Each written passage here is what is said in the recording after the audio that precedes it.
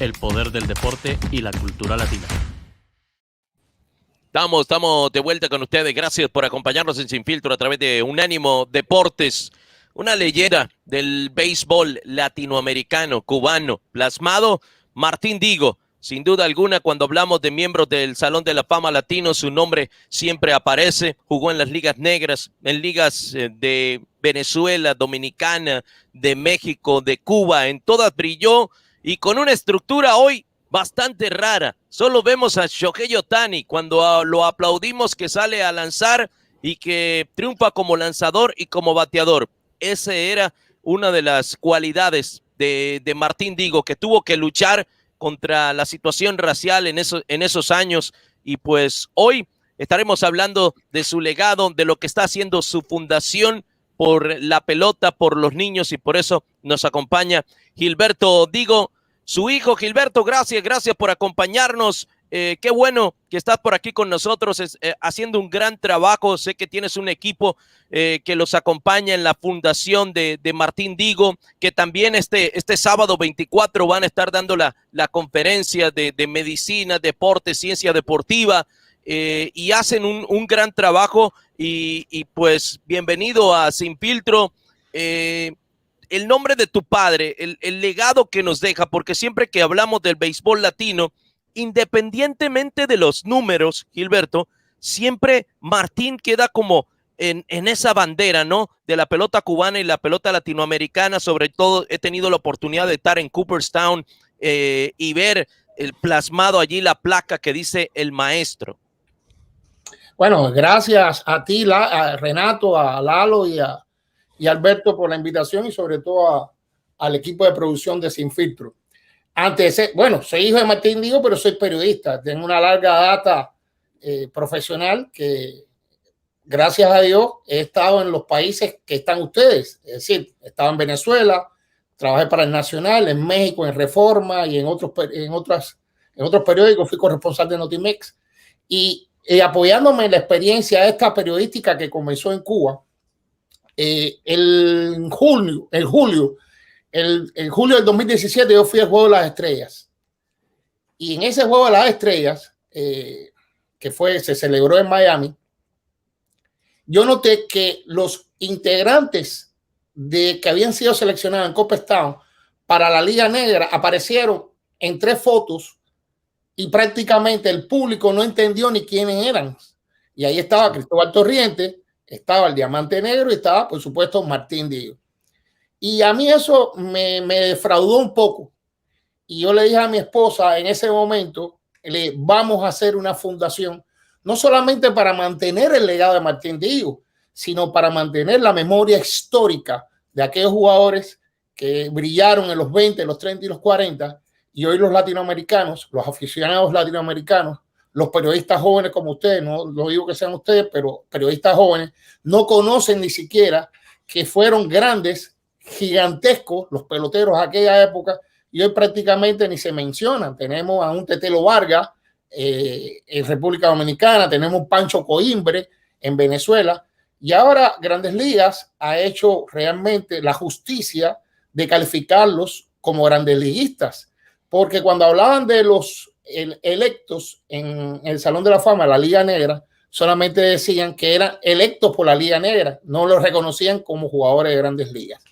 Entonces, esta fundación, que tiene el motivo principal de ayudar a los niños y jóvenes en la parte educacional, porque ustedes saben perfectamente que muchos peloteros o muchos deportistas abandonan sus estudios por jugar determinado deporte y a veces no triunfan, y después vuelven a estar en una vida más difícil que la que emergieron cuando empezaron a jugar pelota, y abandonan su parte educacional, sobre todo los jugadores los atletas de América Latina. Sabemos que el deportista sale de casa humilde y tratan de cambiar su vida. Yo no conozco ningún deportista que han sido millonarios y se han metido en el deporte profesional. Si existe alguno, ustedes me corrigen. Entonces, realmente es el objetivo, uno de los objetivos que tiene la fundación, y sobre todo manteniendo ese mismo legado de Martín Digo, que fue un hombre que se preocupó desde el punto de vista social. El libro que escribí, que ustedes ven por aquí atrás, Mi Padre el Inmortal, yo destaco la parte humana de Martín Digo, porque como bien tú decías, Renato, él jugó en todos los escenarios de América Latina que yo afortunadamente he transitado esas huellas. Yo estaba en Puerto Rico, trabajé para Venezuela, trabajé para México, trabajé para República Dominicana y vivo ahora en los Estados Unidos. Y he recogido en ese tránsito experiencias y conversaciones con personas que lo vieron y que me hablan sobre todo del altruismo que tuvo Martín Digo en determinadas ocasiones. Claro. Entonces, Martín Digo, aparte de ser cubano, yo creo que Martín Digo es un hombre latinoamericano, porque donde quiera de estos países que estuvo, las personas lo recuerdan con mucho cariño, en México, en Venezuela, en Dominicana, en Puerto Rico. Es decir, es un hombre que donde pasó dejó una huella indeleble. Gilberto, me da mucho gusto saludarte, fuerte abrazo desde México y precisamente recordando y investigando de tu padre, la gente lo recuerda como lanzador, pero dominaba todas las posiciones y lo hacía bastante bien. El próximo 20 de mayo se cumplen 50 años de su partida. ¿Qué significó el poder estar allá en el Salón de la Fama y recibir este reconocimiento, ¿no? Y todo lo que pudo dejar tu papá para todos los peloteros latinoamericanos. Mira, fíjate, me emociona ahora mismo porque estar en Cooperstown fue para mí una cosa impresionante, porque nunca había estado en Cooperstown y fui con mi familia y con mis hijos. Tuve una recepción ahí del presidente de Cooperstown muy emotiva. Me llevaron a las bóvedas donde están los objetos más valiosos de Cooperstown, el bate de Ted Williams, un uniforme de Baby Ruth. Tuvimos que ponernos guantes, eso está en bóvedas selladas, y de verdad pararme delante de esa placa significó mucho para mí, porque cuando él fue electo en el año 71 yo vivía en Cuba prácticamente, y entonces la placa la recibió otra persona, no vino nadie de la familia, y mi hermano que falleció hace 2 años tampoco había estado en Cooperstown. Y yo fui, bueno, ahí está los objetivos de la fundación. Y yo no había podido ir por determinadas causas y estar ahí. Ya yo había estado, que ustedes pusieron la foto, en el Salón de la Fama de Monterrey, cuando estaba en la cervecería. Sí. Y eso también para mí fue impactante cuando yo vi aquella foto, que me paré debajo de él, me parecía que la hablaba. Esta es la conferencia que va a ser el 24 de abril, es el primer evento que tenemos para recaudar fondos para la fundación. Ya la fundación hizo una donación importante de ropas para República Dominicana. Nosotros estamos enfocados en México, queremos abrir un capítulo en México, queremos abrir un capítulo en República Dominicana. En Venezuela sabemos ahora la situación política tan difícil que tiene el hermano pueblo de Venezuela, va a ser difícil, igual que Cuba, pero nos conformamos con dar esos pequeños pasos, y la conferencia es el primer paso que estamos dando en ese sentido. Don Gilberto, con el placer de saludarle, su padre conocido como el pelotero de todos los tiempos, y esa emoción que hoy irradia, esa emoción que hoy nos está diciendo, se puede plasmar perfectamente en su libro Mi Padre el Inmortal. Así es. Mi Padre el Inmortal fue una catarsis. Yo comencé el libro, yo jugaba basquetbol y integré una selección nacional universitaria cubana que fue a República Dominicana en 1978. Y cuando yo llego a República Dominicana, el aduanero, cuando ve mi apellido, me dice, pero muchacho, pero tú eres familia de Martín Digo. Y yo le digo, sí, yo soy hijo de Martín Digo. Miren, cuando yo salí, ese soy yo con mi padre. Cuando yo salí del aeropuerto, había una bandada de periodistas esperándose. Imagínense, yo estaba azorado, yo no esperaba esa reflexión. Ya yo estudiaba historia. Yo primero estudié historia y después hice periodismo. Y yo no esperaba eso. Eso a mí me impactó. Yo sabía que mi padre había sido pelotero en Cuba, pero realmente ver la admiración que tenían aquel pueblo por Martín Digo, aquello me impactó. Y todos los días eso que pasaron, la gente, las personas iban a verme allí, a la villa, me daban regalos, me invitaban a comer. Incluso el policía que siempre atiende a las delegaciones cubanas me llamó y me dice, oye, no te vayas a quedar, ¿eh?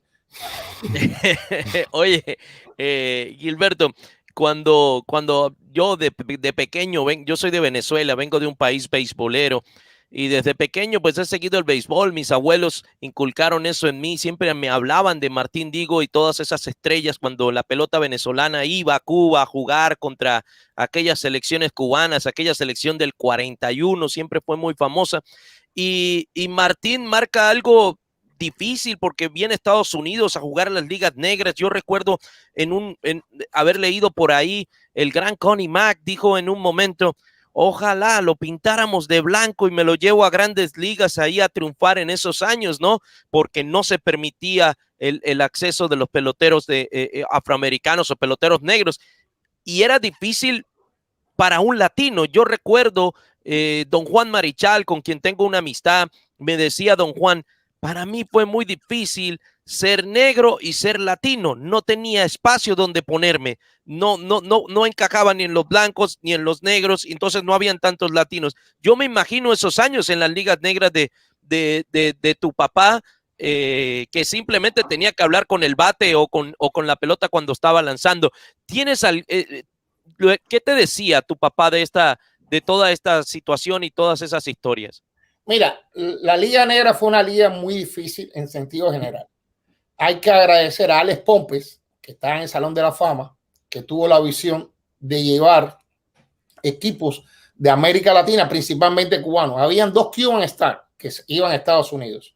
La Liga del Este y la Liga del Oeste, que era dirigida por Abel Linares, que llevaba, incluso jugaban blancos en esta Liga del Oeste. La del Este era solo negros. Y esa Liga del Este, mi papá empezó a jugar en el 1923. Después de haber comenzado con el equipo Habana, él estaba desesperado por salir. Y habló también con la gente de Cuban Star del Oeste. Mi abuelo, que era un hombre de ideas muy firmes, imagínense, mi abuelo peleó contra los españoles, fue sargento del Ejército Libertador. No entendía que el hijo jugara pelota. ¿Qué cosa es esa pelota? No. Claro. Tú tienes que tener un oficio. Y mi padre dejó la escuela en 6º grado, pero después se siguió superando. Después hablaremos de ese tema. Y empezó a trabajar como tonelero. Trabajaba como tonelero y después jugaba pelota. Para que Martín pudiera ir a Estados Unidos, tuvieron que ir 4 personas serias, entre ellas Martín de Junco, entre ellos, y hablar con don Benito para que le diera el permiso. Finalmente, Martín se fue para Estados Unidos en esa primera gira y yo reflexiono, haciendo el análisis, viendo a Martín no como mi padre, sino como un sujeto histórico, como lo analicé para poder escribir el libro. Este individuo tuvo la posibilidad que hoy en día no tiene ningún pelotero. A lo mejor hay gente que tiene el mismo talento que Martín Digo, pero no lo puede desarrollar. ¿Por qué? Porque esos peloteros que iban a la Liga Negra eran pocos, porque se ganaba por recaudación. Entonces, cada uno de ellos tenía que jugar 2 y 3 posiciones. Entonces, hoy en día eso es imposible. Ustedes saben que el jugador de béisbol está especializado en determinada posición. Entonces, Martín, que tenía 16 años en ese momento, se enfrentó a jugadores fuertes, rudos, porque los jugadores afroamericanos de la Liga Negra eran bastante fuertes. Y esa primera temporada lo desarrolló enormemente porque jugó prácticamente todas las posiciones. Él era excelente en todas las posiciones y comenzó a lanzar. Pelayo Chacón le dio la oportunidad. Comenzó muy mal el torneo, bateando mal, pero después en crónicas que yo leí investigando para el libro, le llamaron el hombre de la suerte porque bateaba en los momentos oportunos para impulsar carreras. Es decir, que cuando él regresa a Cuba después de esta experiencia, él llega prácticamente con un aval que ha recibido en la Liga Negra. Él siempre dijo que la Liga Negra, bueno, está haciendo un corte, creo, ¿no? Sí, voy a hacer un corte pequeñito, Gilberto, y regresamos para hablar de eso. Y también me interesa, porque lo conocemos nosotros de la visión del latino, pero ¿cuál es la visión que se tiene dentro de Cuba del legado de Martín Digo? Vamos a ir a la pausa y regresamos.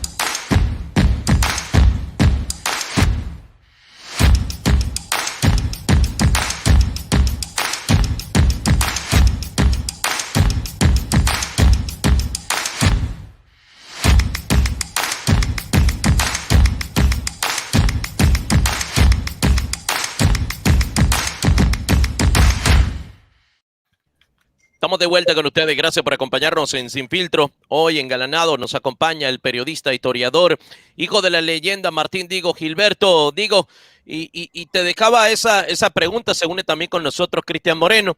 Gilberto, el legado para Latinoamérica ha sido tremendo, recordar a todas esas figuras, Luis Aparicio, Martín Digo, Juan Marichal, también lo hemos visto con Pedro Martínez, con Vladimir Guerrero, todas esas figuras que están hoy plasmando nuestra bandera de Latinoamérica en Cooperstown. Pero, ¿cómo es la visión de tu padre que hay dentro de Cuba? Mira, en realidad, durante muchos años, incluso yo lo plasmo en el libro, saludo a Cristian. Saludos, es paisano mío de mi segunda patria. Yo tengo dos patrias, México y República Dominicana, porque viví allí, en los dos países. Ya te escuchamos el acento ahí, que lo hiciste bastante bien. Que un paréntesis. Parecía de Jarabacoa. Oye, parecía de Jarabacoa. Que un paréntesis ahí, por cierto. En cuanto a tu padre se refiere y la concepción que se tiene allá, la primera vez que yo escuché de él fue precisamente de mi papá. Y yo sé que toda la persona de esa generación, por lo menos, no te puedo decir ahora necesariamente, pero de la forma que se habla, es una cosa casi mitológica realmente del estándar tan alto que se le ha tenido siempre. Bueno, te digo que realmente en República Dominicana fue donde yo comprendí la grandeza de mi padre, en el sentido de que internacionalmente lo reconocían. Bueno, y cuando fui a México, por favor, en México también es una adoración, pero en sentido general, en Venezuela, en México. Pero en Cuba, él tuvo muchos años silenciado, sobre todo por su característica de decir las cosas de frente. Yo entrevisté a Carlos Rafael Rodríguez, uno de los jerarcas del Partido Comunista, y lo reconoció. Yo te decía, Renato, que él dejó el 6º grado, pero después mi padre estudió y terminó el bachillerato de noche. Pero además hay dos formas de adquirir cultura, viajando o leyendo. Y él era un impenitente lector. Entonces, una de las maneras que me influyeron para estudiar historia fue por él, porque él me hacía preguntas de historia y si yo le respondía bien, él me daba un peso. Y yo empecé a estudiar historia para contestarle. Y llegó un momento que me dijo, oye, güey, ¿por qué me decía güey? Con la manera mexicana. Oye, güey, ya no te hago más preguntas porque tú sabes mucho de historia. Pero en términos generales, ese periodo fue gris. Incluso cuando él fallece, cuando dicen que falleció Roy Campanella en una entrevista, dice en 1969 que lamentaba la muerte de Martín Digo. Y todos los periódicos del mundo hablaron, bueno, del mundo no, del mundo beisbolero, no quiero exagerar, del mundo beisbolero, preguntaron y sobre Martín Digo, qué pasaba. En la institución deportiva no sabían dónde él estaba. Y realmente, cuando él fallece después, en 1971, una figura sin nombre dio las palabras finales en el velorio. Martín Digo, en ese periodo del 59 al 71, él llegó con 53 años. Y en el 69 ya no valía prácticamente 2 centavos, había perdido toda su personalidad de hombre atildado, bien vestido. Afortunadamente, en los últimos años, aficionados, no el mundo oficialista, sino aficionados, han insistido y han hecho una peña con el nombre de él, y hay historiadores que están trabajando muy fuertemente por recuperar la memoria histórica, porque ustedes saben que el castrismo, cuando llegó en el 59, eliminó el profesionalismo y todos esos deportes los eliminó. Entonces, fíjense hasta qué punto la política se ligó, que el estadio de Matanza, después de muchas firmas que querían que se llamara Martín Digo, pusieron Victoria Girón. Y el estadio de Villa Clara, que querían que le pusiera Alejandro Ons, le pusieron Augusto César Sandino. Válgame Dios, ¿qué tiene que ver un nicaragüense revolucionario con el béisbol en un estadio? O sea, yo te lo digo porque tuve la oportunidad de atender el equipo de Cuba en 1998, Juegos Centroamericanos y del Caribe en Maracaibo, y ahí atendí a quien para mí ha sido el mejor pelotero cubano que mis ojos han visto, que se llama Omar Linares. Y Omar, en ese momento yo le hablaba y le preguntaba, oye Omar, y me dice, mira, nosotros crecimos con eso y para nosotros será el Baby Ruth, el que nunca vimos mucho, pero que todo el mundo dice, no puedes acercarte a Martín Digo, es como que queda ahí plasmado o queda en un pedestal muy, muy alto. Eso me comentaba a mí el gran Omar Linares, que tampoco tuvimos la oportunidad de verlo en las grandes ligas, ¿no? El niño Linares, eso también fue algo injusto. Yo fui periodista deportivo, ya después cuando pasé a otros países me dediqué a otra fuente, escribí política, economía y un poco que me ha alejado del deporte.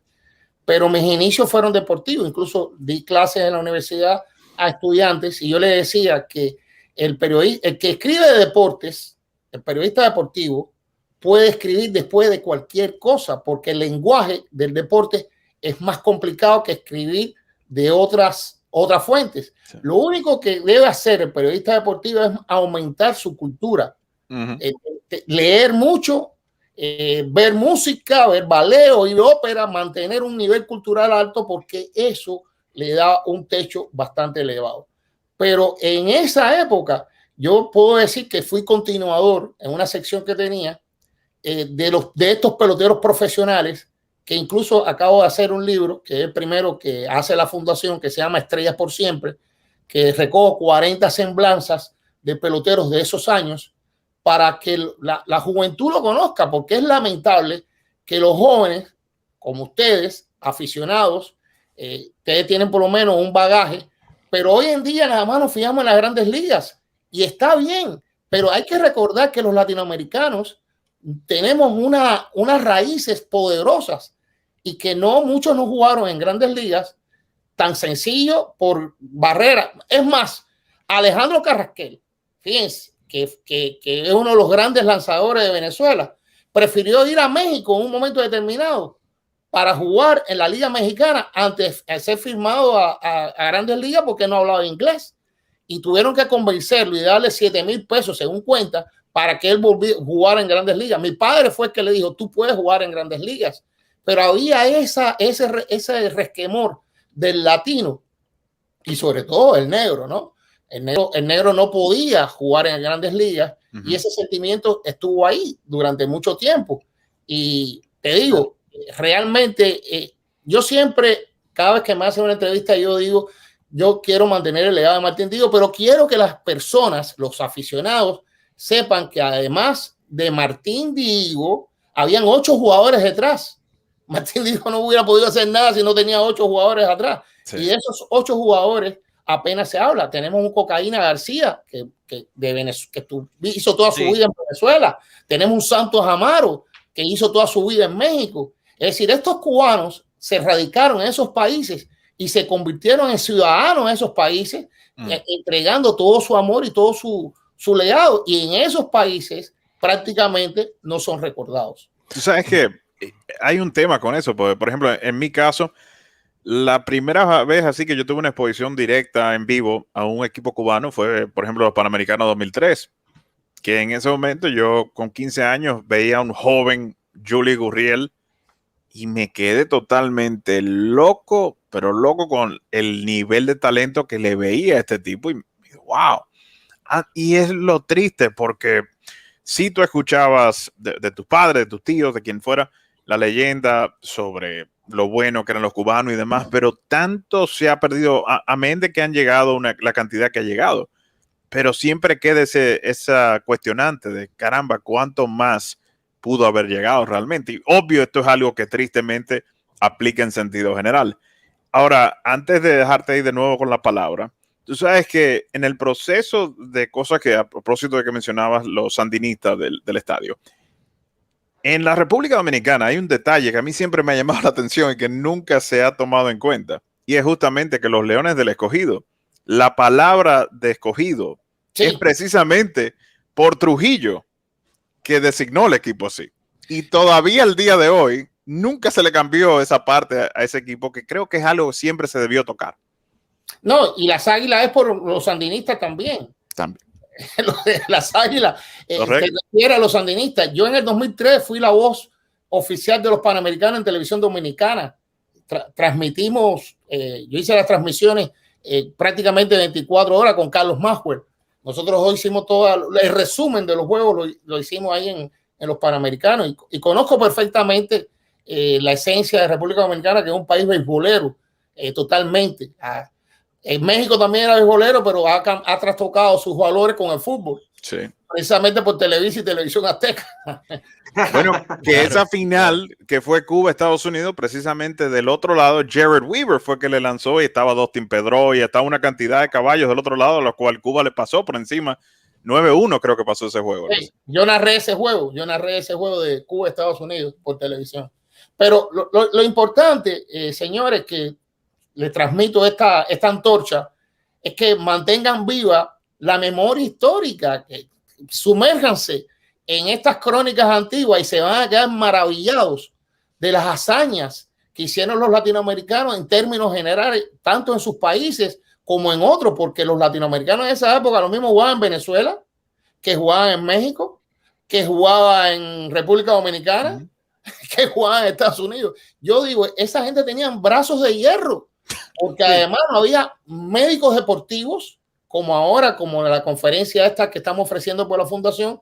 ¿Cómo se cuidaba? Mi padre, por ejemplo, yo entrevistaba a Conrado Marrero, el guajiro del laberinto, y él me decía que cuando él pichaba, si lo explotaba, si salía antes, él terminaba haciendo los lanzamientos que podían hacer en el juego. Recuerden que los pitchers antes era de campana a campana, eran 9 innings. No hay medio, ni hay nada por el estilo, era de campana a campana.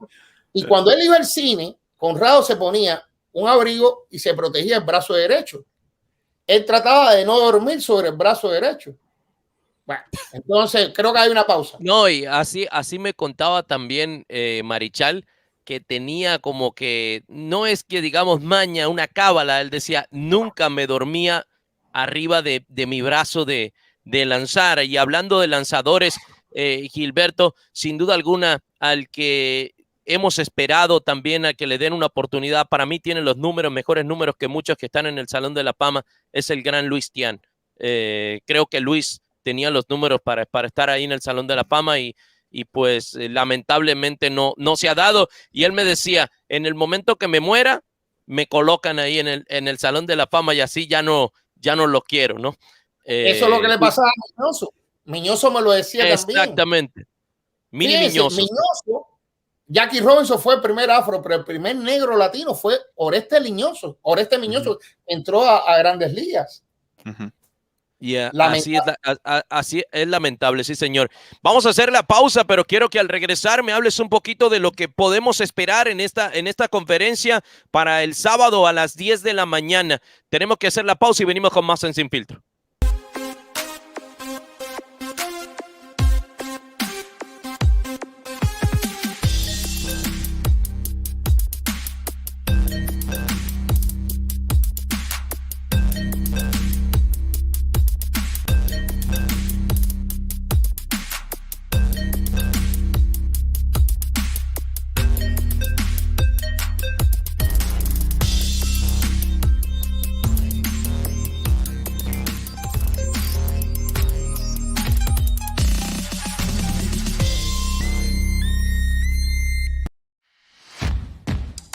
La radio ha cambiado.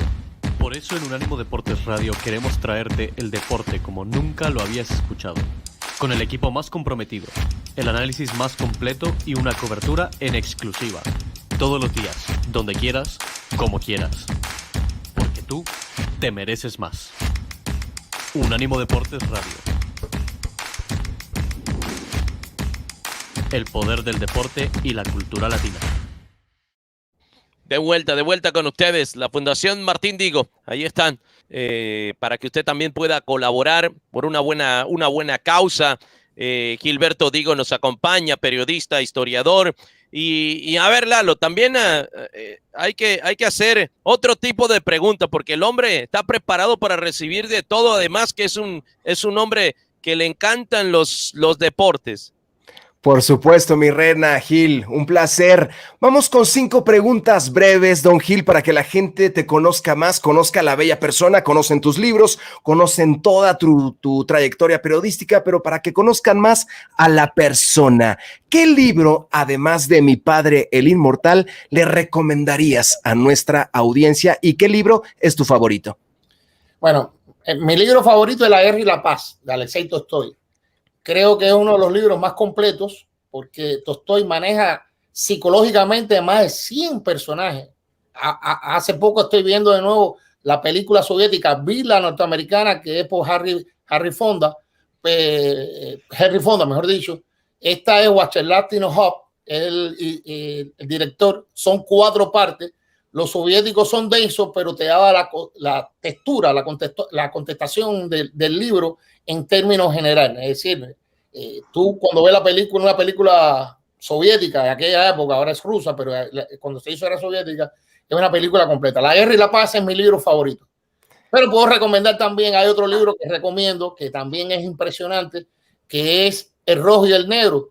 El personaje de Julián Sorel es un personaje que hoy en día se ve mucho en la sociedad, que es el camaleónico, la persona que pasa de un bando a otro, ¿no? Has estado prácticamente en gran parte del globo terráqueo, has visitado casi toda Latinoamérica. ¿Con qué comida te quedas? ¿La mexicana, la argentina, la de Estados Unidos, la dominicana, la puertorriqueña? ¿Cuál es tu comida favorita? Y si eres chef o nada más comensal o también te metes a la cocina. Lalo, yo te puedo decir que yo soy un hombre del mundo, yo soy un ciudadano del mundo. Yo creo que las fronteras son inventadas, son realidades imaginadas, hechas por el hombre. El hecho de que llegaron un grupo y dijeron aquí vamos a plantar y esto vas a hacer ahora Argentina y voy a plantar aquella y esto es Etiopía, es realmente una realidad imaginada. No hay fronteras, las fronteras son hechas por el hombre y yo me considero un ciudadano del mundo. Para mí el ser humano es hermano mío en cualquier circunstancia. Pero si vamos a tu casa y nos tiene que cocinar algo, ¿qué es lo que tú dices? Oye, le voy a hacer a estos muchachos esto. Mira, te voy a hacer garbanzos, que me quedan muy bien, modestia aparte. Bueno, sí, modestia a los argentinos, porque en ese sentido, dicen que los cubanos somos los argentinos del Caribe. Me queda muy bien. Hago un picadillo a los cimarrón, que es una receta mía secreta, que a la gente le gusta. Y también en México yo hacía mucho lo que es el arroz frito, que es una mezcla. Incluso me invitaban los amigos a las casas para que yo se lo cocinara. Pero en términos generales, yo cocino bastante bien. Bueno, de hecho, mi mujer no cocina.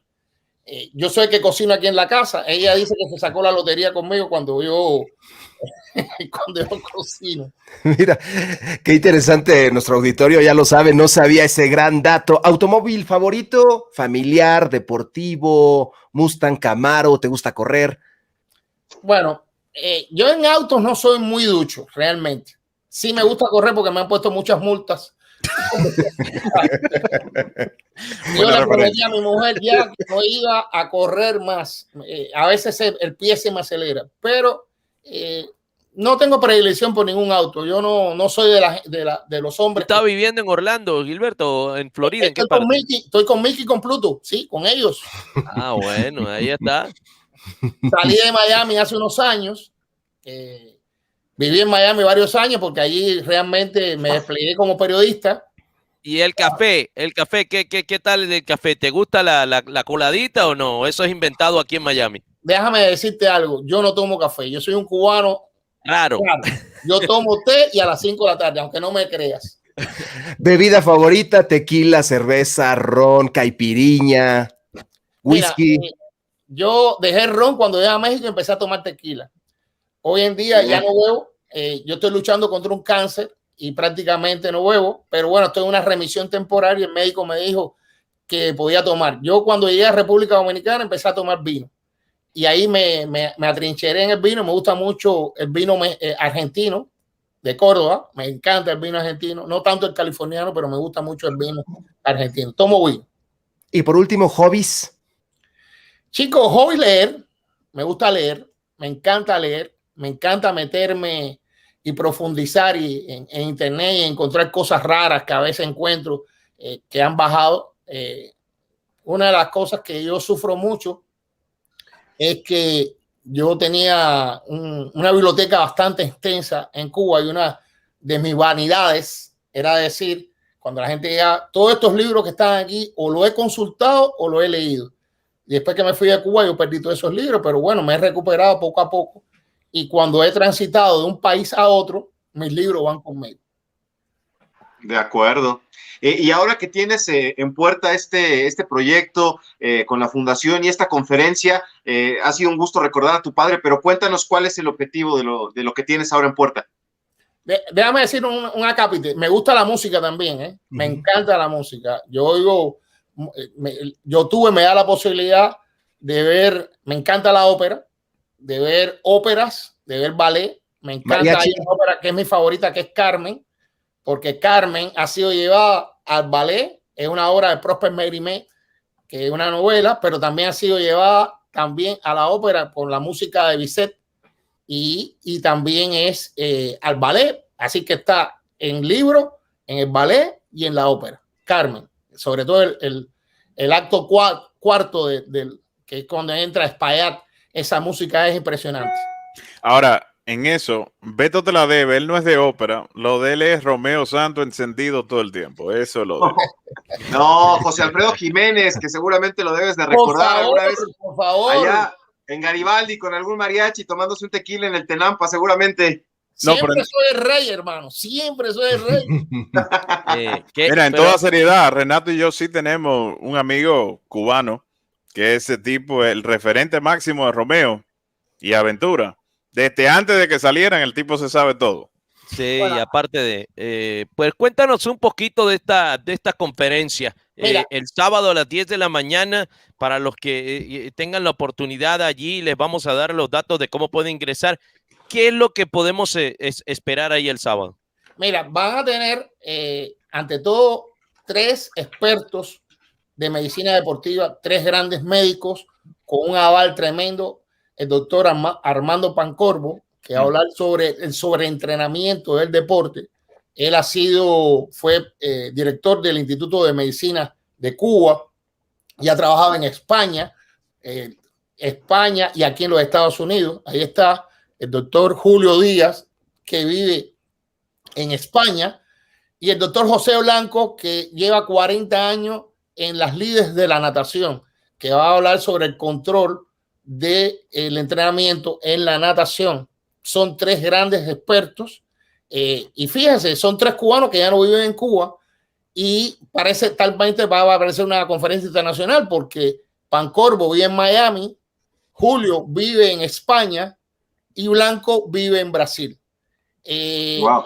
El motivo de esta es para recaudar fondos. Estoy muy ilusionado porque la fundación, que ya le digo que comenzó es decir, la idea fue en el 2017, se detuvo porque en el 2018 yo tuve un accidente automovilístico y después no la reiniciamos hasta prácticamente en el 2019, que la IRS nos dio los documentos para que las personas puedan donar, y en el 2019 todavía yo estaba con el problema del cáncer y eso estaba detenido.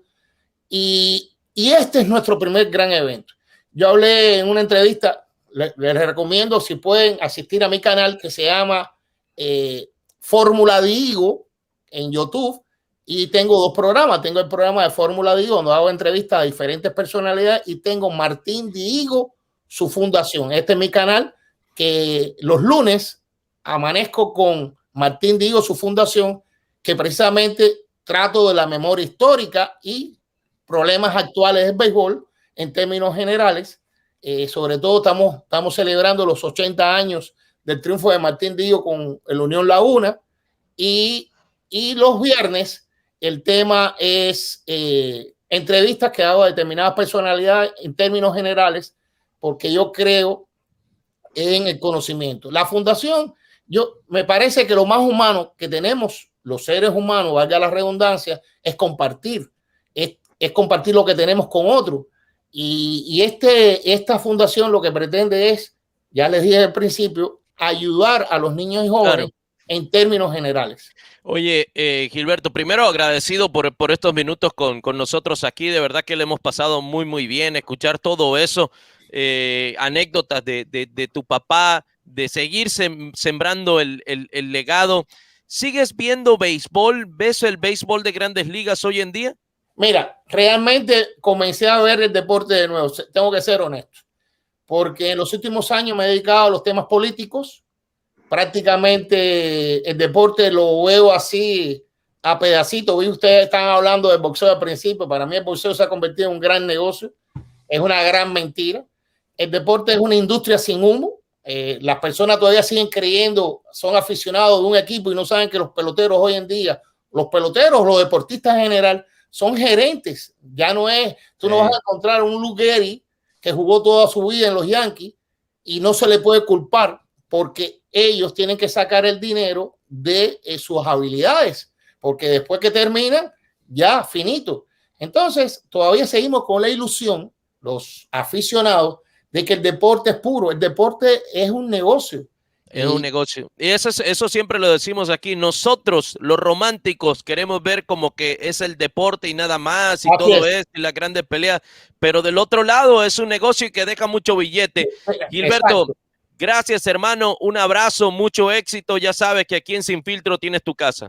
Gracias a ustedes tres, y a la producción, y a Lino, que me invitó hoy a estar aquí con ustedes, y al amigo productor Colombo. Sí, señor. El gran Tomás Colombo, sí, señor. Lo único malo que tiene es que le va Racing al equipo allá en Argentina. Bueno, se puso bravo conmigo porque le dije que era del Boca. Es el mejor equipo, el mejor equipo.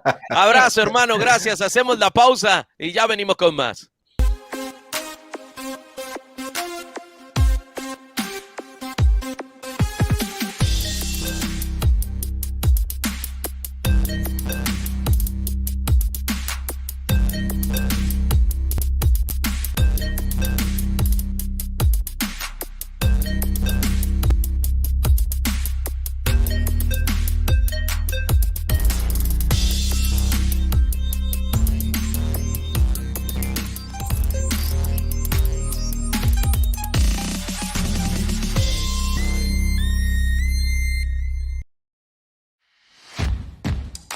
La radio ha cambiado. Por eso en Unánimo Deportes Radio queremos traerte el deporte como nunca lo habías escuchado.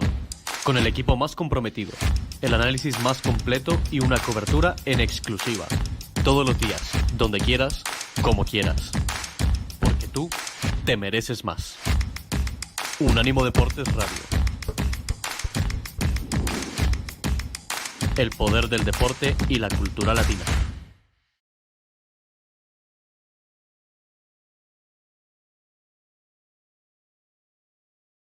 Así que recuerde que por este y otros contenidos puede visitar Unánimo Deportes, seguirnos en todas nuestras redes sociales y además, ya sabe, descargue nuestra app para iPhone y para Android. Ya estamos ahí con toda la mejor información deportiva por el mundo, con el estilo único de Unánimo Deportes. Yo soy Elizabeth Patiño y nos vemos en la próxima con otro